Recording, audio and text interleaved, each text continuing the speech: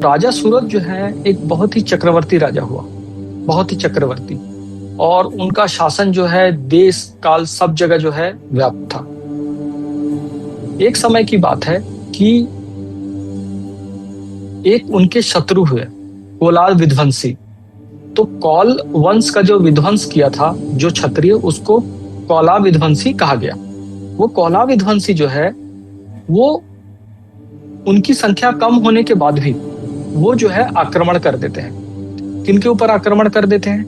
वो आक्रमण कर देते हैं आपके राजा सूरत के राज्य में। और बहुत से राज्य जो है, राजा सूरत जो है युद्ध में जाता है, क्योंकि वो जो है बहुत चक्रवर्ती रहता है, उसके दूर दूर तक उनका राज्य रहता है। तो जब वो लड़ने के लिए जाते हैं, वहां पर जो है उनकी जो है हार हो जाती है, उनका आधा राज्य चले जाता है। वो बहुत ही निराश होकर अपनी राजधानी को लौटते हैं। और जब तक जो है ये खबर फैल जाती है उनकी राजधानी में भी कि राजा जो है आधा राज्य से भी ज्यादा जो है हार चुका है, और कौलाल विध्वंसी जो है वो आधे राज्य को ले चुके हैं, तो उनकी राजधानी के जो मंत्री होते हैं वो भी जो है उनके अगेंस्ट में हो जाते हैं, षड्यंत्र रच देते हैं, कौला विध्वंसी से मिल जाते हैं।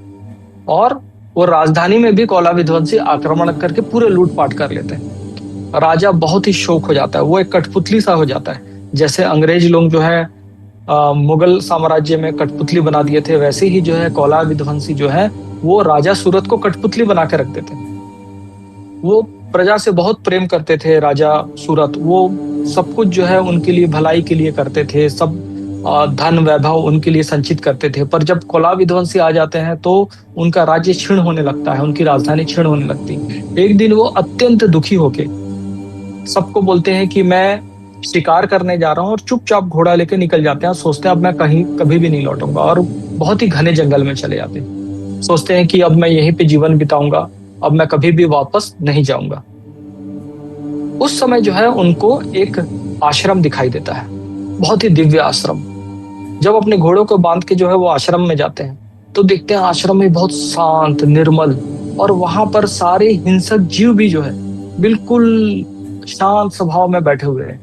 शेर, चीता, हिरण सब एक साथ घूम रहे हैं, विचर रहे हैं। वो बहुत ही आश्चर्य में पड़ जाता है, उसका मन भी पूरी तरह से शांत हो जाता है। तब जो है वो एक और किसी को देखते हैं, उनका नाम रहता है समाधि, और वो वैश्य होते हैं। तो उनके पास जाते हैं और पूछते हैं कि तुम कौन हो? तो वो बोलते हैं कि मैं जो है समाधि हूं, मेरा नाम समाधि है, और मैं बहुत बड़ा व्यापारी हुआ करता था, पर मैं जो है सब कुछ लुटा दिया। तो राजा पूछते हैं ये कैसे करके हुआ? बोलता है मैं बहुत दान पुण्य करता था, पर मेरी पत्नी, मेरी पुत्र वधुएं, उन लोग जो है बिल्कुल नहीं चाहते थे कि मैं दान पुण्य करूं। तो वो जो है मुझे घर से ही निकाल दिया और मेरे पूरे व्यापार को हड़प लिए। और मैं जो है बहुत ही दुखी हूँ, मैं अभी भी उनके लिए चिंतित हूँ। मैं अभी भी शोक कर रहा हूँ कि उनका क्या हुआ होगा, क्या उन लोग मेरा व्यापार को संभाल पा रहे होंगे, कैसे चल रहा होगा, उनकी तबीयत कैसी होगी। मैं इसी मोह में व्याकुल हुआ जा रहा हूँ। राजा बोला कि अरे ये तो मेरी ही दशा है, मैं भी सब कुछ हार चुका हूँ, पर फिर भी मैं वही सोच रहा हूँ मेरे प्रजा कैसे होंगे, मेरा वो हाथी कैसा था, मेरा घोड़ा क्या ठीक से खाना खाता होगा कि नहीं, मेरे जो कर्मचारी हैं, जो सेना है, उनका क्या हुआ होगा, मेरी पुत्र स्त्री, यही वो वियोग में मैं भी तड़प रहा हूँ। तब जो बोलते हैं कि एक ही समाधान है, हम जो आश्रम तो आ गए हैं, यहाँ पर ऋषि से बात करते हैं और हम पूछते हैं समाधान क्या है। तो वो ऋषि कुटिया में जाते हैं और देखते हैं कि वहां पर ऋषि बैठे रहते हैं, उनका नाम है मेधा मुनि। अब आप समझिए, जो राजा सूरत है वो दर्शाता है आपकी भौतिक इच्छाओं को, जो आपकी जो समाधि थे वो दर्शाता है आपकी जो आध्यात्मिक इच्छाओं को। और जब दोनों क्षीण हो जाते हैं तो उनको किनका शरण लेना पड़ता है? आपकी मेधा का। मेधा मतलब ज्ञान का। तो ज्ञान का जो है शरण जो है वो लेते हैं। कौन? मेधा मुनि। ठीक है, तो वो मेधा मुनि के पास जाते हैं और मेधा मुनि से पूछते हैं कि ये क्या हो रहा है हमारे साथ में, ऐसा क्यों हो रहा है। ऐसा क्यों हो रहा है कि हम इतने मोह में हैं? क्या कारण है? हम सब कुछ जानते हैं कि हमें नहीं होना चाहिए। मैं पूरा राज्य हार गया हूँ, फिर भी जो है मैं अपने परिवारजनों के लिए, अपने देश के लिए जो है इतना चिंतित हूँ। ये राजे वैश्य समाधि है, ये इनको खुद ही से घर से निकाल दिया गया, फिर भी जो है अभी भी ये अपने घर के लिए दुखी है, चिंतित है, व्याकुल है। क्या कारण है इसका?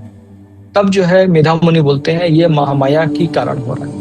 महामाया जो है अपनी माया जो है वो पूरी सृष्टि में व्याप्त करके रखा है, और वो महामाया ही ये सब करा रहा है। कैसे करके एक पक्षी अपने बच्चों को जन्म देने के बाद अपना भोजन को छोड़ के उनको भोजन करवाती है, वो कौन सी माया है जो ऐसा करने पे मजबूर कर रहा है? क्यों एक गाय अपने बच्चों को देने के बाद अपना दूध पिला रही है? ये माया है, और ये सब कुछ हो रहा है वो महामाया के कारण। तब उनका प्रश्न होता है ये महामाया कौन है? आप किसकी बात कर रहे हो? आप क्या बोल रहे हो कि ये महामाया जो है चराचर जगत में व्याप्त है? तब जो है मेधा मुनि जो है कहानी सुनाना शुरू करते हैं कि ये कौन है, और वहां से जो है प्रथम चरित्र आता है, जिसमें जो है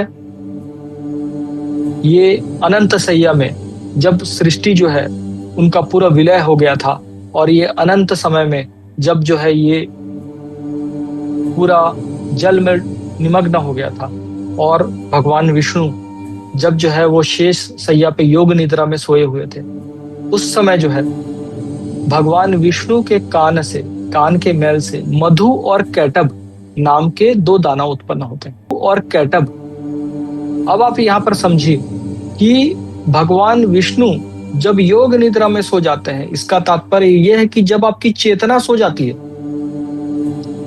तब जो है ये अंधकार से आपकी जब चेतना मूर्छित हो जाती है, जब आप जो है मोह में आ जाते हो या कोई निद्रा में चले जाते हो, इस तरह का चेतना जो है अगर आपका सो गया हो, वो जगा नहीं है, तब जो है ये दुर्गुण पैदा होता है, और वो होता है मधु और कैटभ, जिसके बारे में मैं बताया। मधु और कैटभ कौन?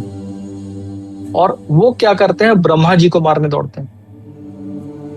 जब ब्रह्मा जी को मारने दौड़ते हैं तो ब्रह्मा जी जो है देखते हैं भगवान विष्णु तो सोए हैं, अब क्या करेंगे?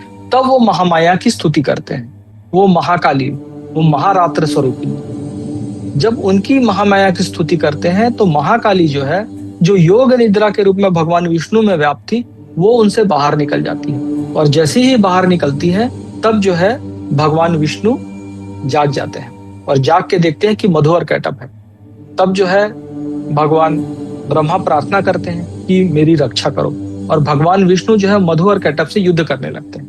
कहते हैं कि 5000 साल तक वो युद्ध चलता है, और 5000 साल में युद्ध चलने के बाद भी जब वो खत्म नहीं होता, तो जो माँ भगवती होती है वो अपनी माया से जो है मधु और कैटभ को विमोहित कर देती है, और फिर मधु और कैटभ जो है वो क्या करते हैं? मधु और कैटभ भ्रम में आ जाते हैं और बोलते हैं कि हम आपके युद्ध से प्रसन्न हैं। किसको बोलते हैं? भगवान विष्णु को, कि हम आपके युद्ध कला से प्रसन्न है, बताओ वर मांगो। तब भगवान विष्णु बोलते हैं अच्छा वर देना है तो ये वर दो कि तुम दोनों की मृत्यु मेरे हाथों से हो जाए। तब जो है वो डर जाते हैं कि अरे ये तो उल्टा ही वर मांग लिया। तब वो चारों तरफ देखते हैं चारों तरफ जल ही जल है, तो इन लोग भी बुद्धि लड़ाते हैं, बोलते ठीक है हमको वहां पर वध करो जहां पर जल नहीं। तब भगवान विष्णु अपना विशाल रूप दिखाते हैं, और दोनों के सर को अपनी जंघा में रख के ऊपर ले आते हैं पानी के, और चक्र से उनके दोनों मस्तक को काट देते हैं, और इस तरह से मधु और कैटभ का अंत होता है। नमः शिवाय।